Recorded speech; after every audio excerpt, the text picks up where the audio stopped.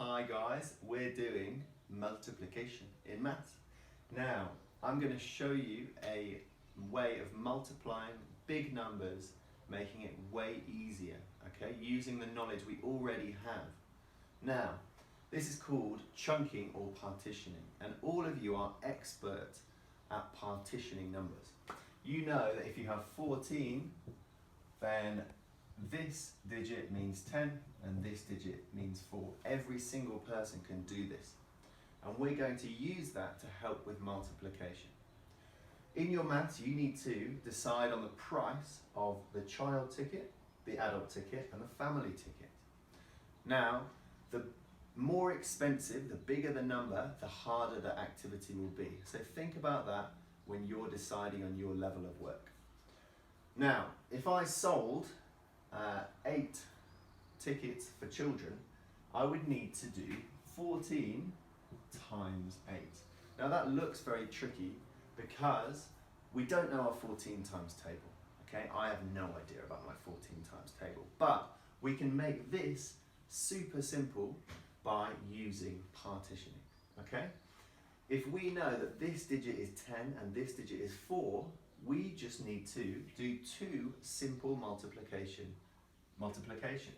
We need to do 10 times 8, because we're selling 8 tickets, and then 4 times 8.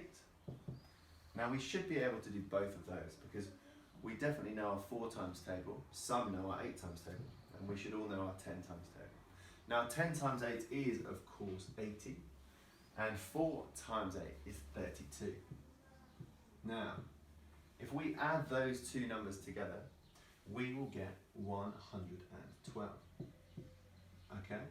So, this is the answer to what looks like a really tricky calculation, but after doing that, it makes it way easier. Okay? Now, the same idea would work here and even here. Now, this one looks a bit harder because it's 28. Okay. Now this works for bigger numbers as well, okay? If we sold 6 family tickets, it would be 28 times 6. Again, that looks really tricky, so let's partition it.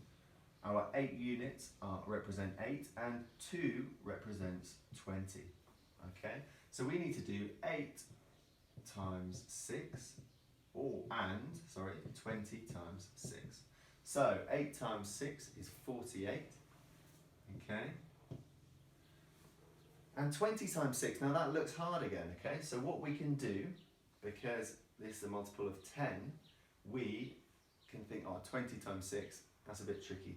Why not do 2 times 6 and later multiply the 10 back on? So 2 times 6 is 12. Now, don't forget, this needs to multiply by 10.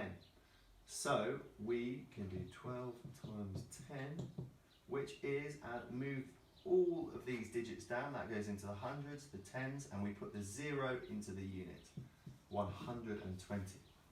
So this is the answer to 20 times 6, okay? So we need to add this number and this number back together again, 120, add 48. So 8 in the units column, 6 in the 10, 168.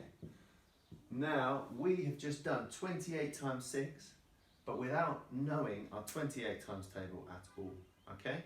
So try to use this method today to make your multiplication so much easier.